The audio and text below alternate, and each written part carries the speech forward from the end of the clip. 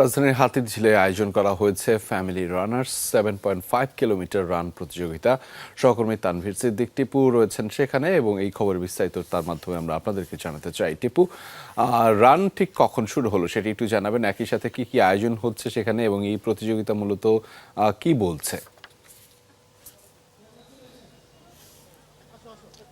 রেজা, সকাল 6:30টার দিকে এই যে ফ্যামিলি রানার্স 7.5 কিলোমিটার রান সেটি শুরু হয়েছে এবং রানের অনেকেই ইতিমধ্যেই তাদের যে দৌড় সেটি সম্পন্ন করে ফেলেছেন।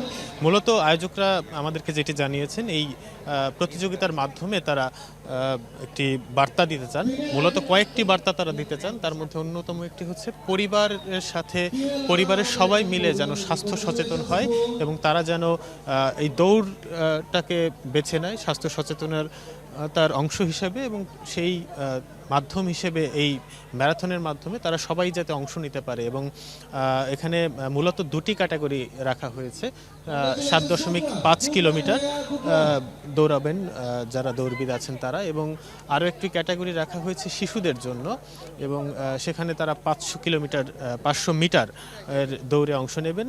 সব মিলিয়ে প্রায় 1000-এর উপর বেশি মানুষ এই দৌড়ে অংশ নিচ্ছেন এবং আয়োজকরা যেটি বলছেন যে মূলত যে বিজয়ের মাস চলছে শেষের পর্যায়ে, সেই বিজয়ের মাসে তরুণ প্রজন্মকে বিজয়ের প্রতি যে আমাদের যে ঐতিহ্য আছে, ইতিহাস আছে, সেই ইতিহাসের মাহাত্ম্য তাদের কাছে পৌঁছে দেয়া, তাদেরকে সেই বার্তা জানানোই এই আয়োজনের অন্যতম লক্ষ্য।